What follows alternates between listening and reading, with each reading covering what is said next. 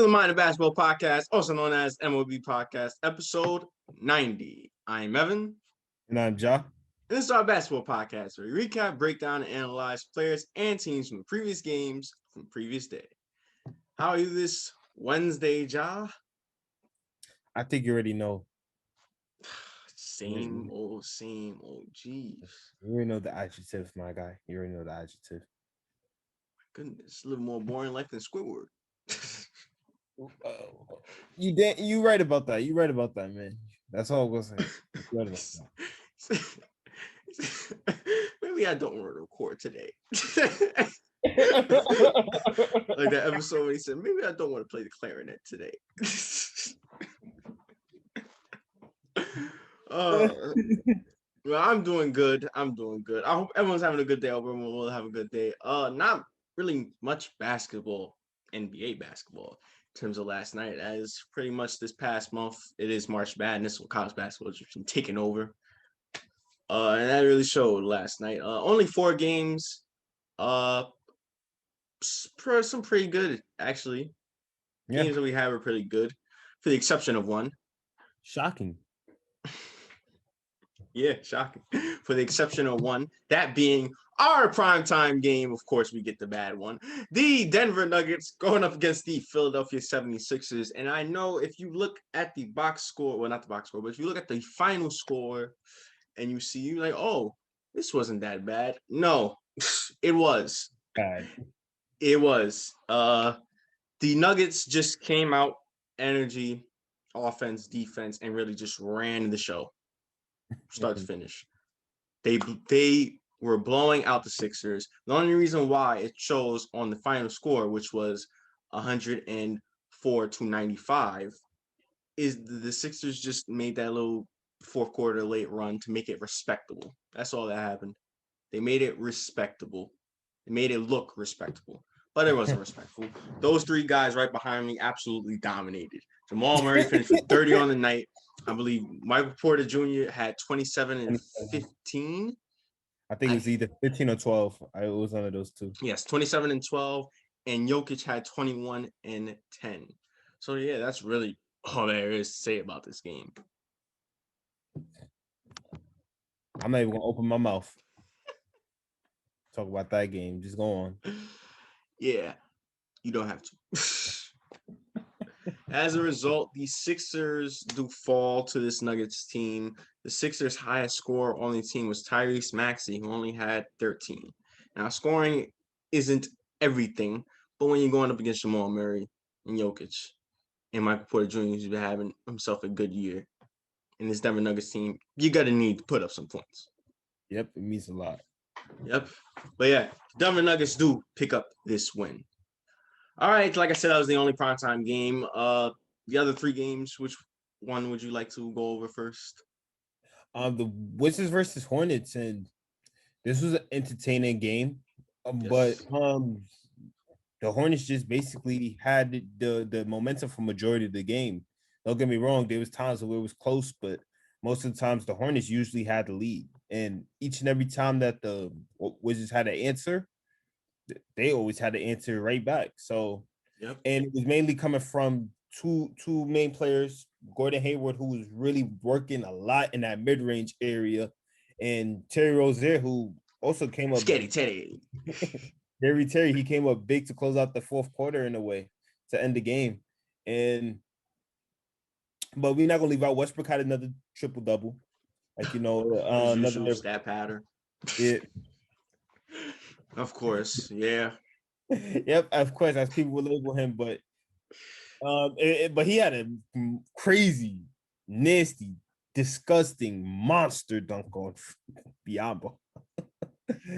It was beautiful. I'm gonna roll that clip. You already know how it is, but yeah, outside of that, the Hornets were able to get the win.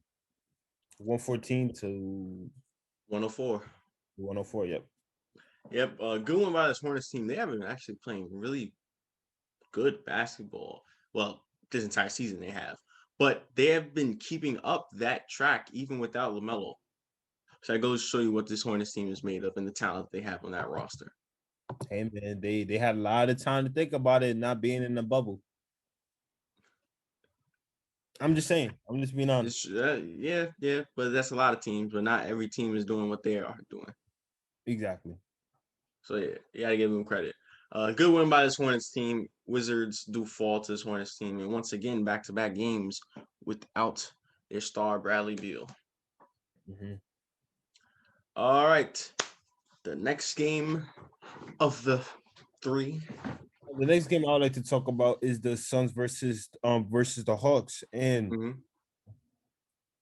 also another one. The Hawks came out with a big lead early, maintaining it mainly because of again one player who had it going for most of the night, Devin Booker, and then you also had help from Dario Saric, but there wasn't. But to be honest, there wasn't really. You couldn't really say there was much help from the starting lineup as there was from bench depth either. It was mainly Booker and Saric for most of the night. No disrespect when talking about that offensive load. But the Suns were able to keep up a big lead, and then towards the end of the third and the fourth quarter hit, the Suns. I said the Suns. The Hawks started to hit their stride, and they started to build up momentum, and they were starting to make what looked like could potentially become a comeback, in which they actually tied up the game. Yes. They tied up the game, and it was basically a back and forth from right then and there. But the Suns were able to pull it out. Yes, and Jay Crowder hitting that big 3. Wasn't it and one?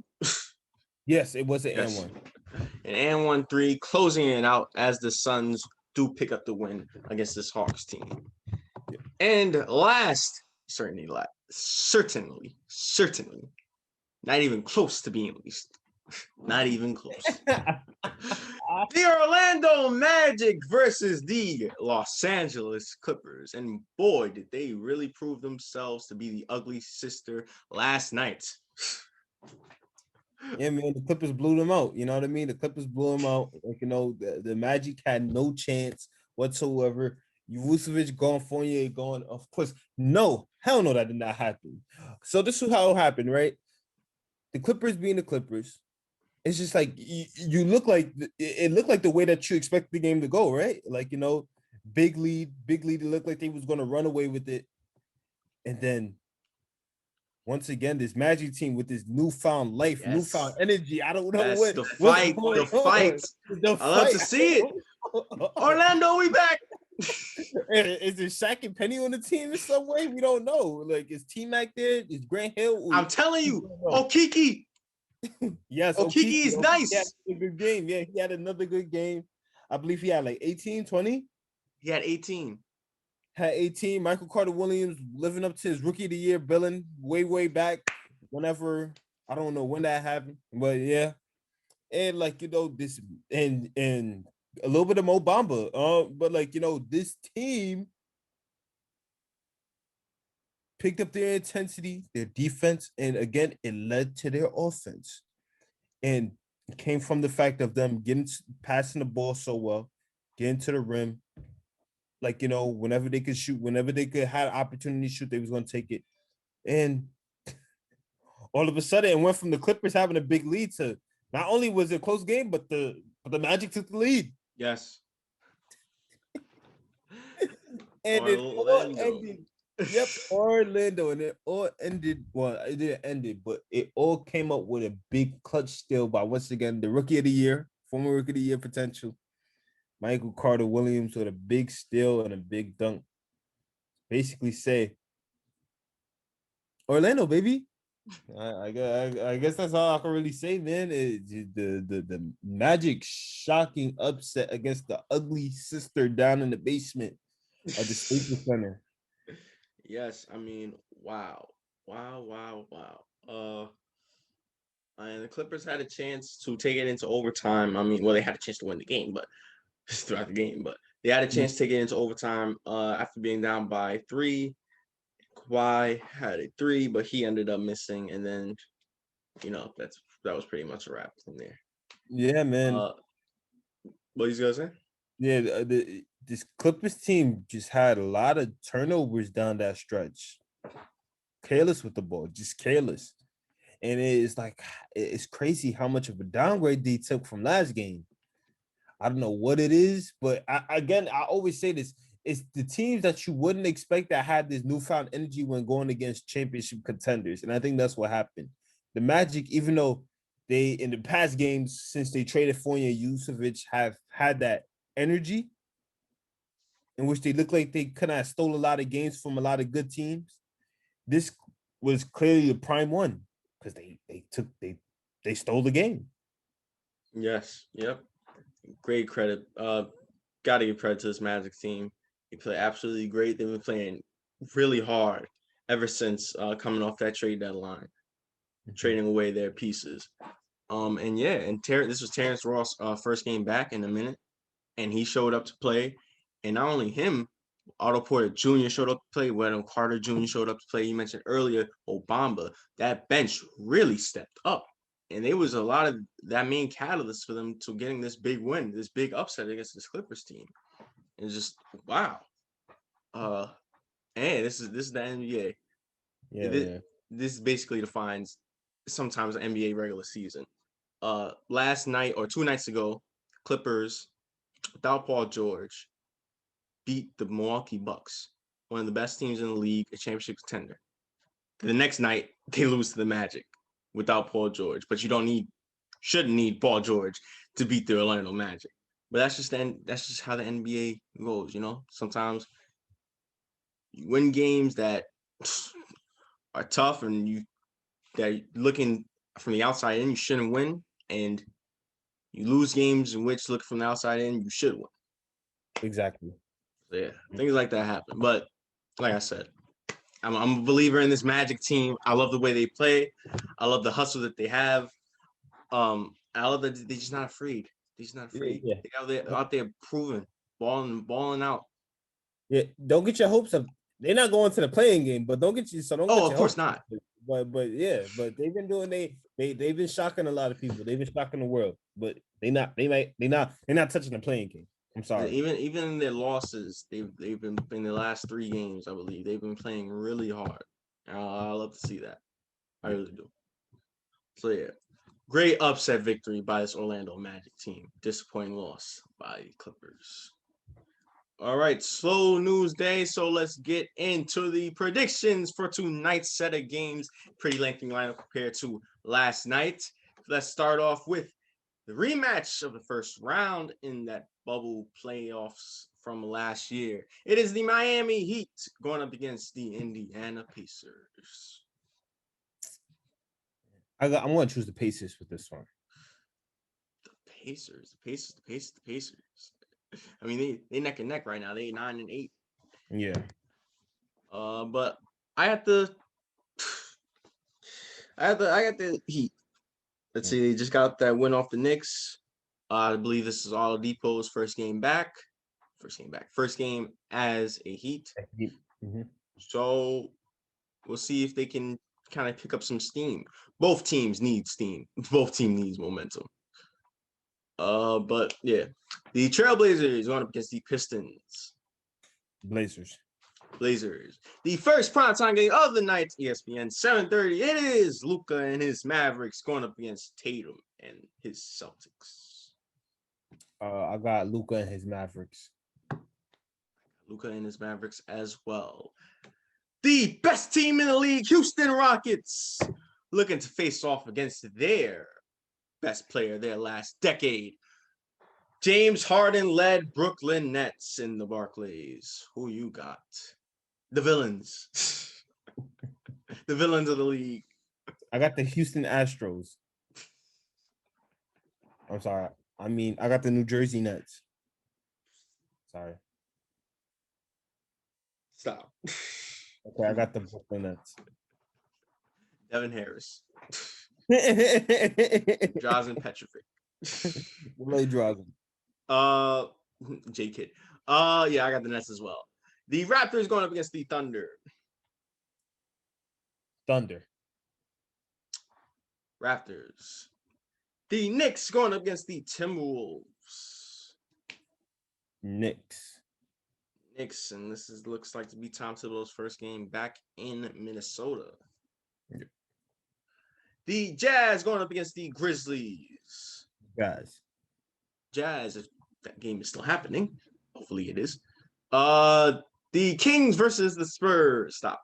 The Kings versus the Spurs. The Spurs need to bounce back. I'm going to choose them. They do. And I don't really, ride into the Kings' momentum when they have it. Yeah. But I'm going to do it now. Let's go, Sacramento. The Bulls going against the Suns. The Suns. And lastly, the last game of the night, doubleheader of the doubleheader, ESPN 10 o'clock. Is a game that you wish these teams were healthy and the stars were playing. Because this could be a possible finals matchup. It is the Milwaukee Bucks going against the starless defending champions, Los Angeles Lakers. Okay, so no stars, no problem. I got the Giannis in the Bucks. Giannis in the Bucks as well. And man, I wish AD and LeBron were playing for this game. Yeah, man. Well, but hey, at least we get to see how Drummond would look without them if he's playing. That is true. That is true. All right. I think it's time to wrap things up. Any final thoughts? Isn't it a coincidence that, there was a close battle between Doc Rivers' old 3-1 blown teams?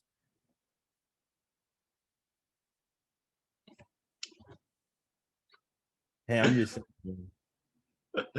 I mean, while Doc Rivers lost to the team that he blown 3-1 last year. Oh man, it's like whenever things like this happen, linked with Doc Rivers in some way, is like they all happen in one night, all just interlinked. Oh my god. Yeah, that's crazy. He has three 3-1 leads. One when he was the coach of the Magic back in the day in 03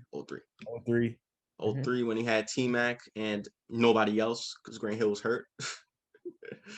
That 3-1 lead to the Pistons.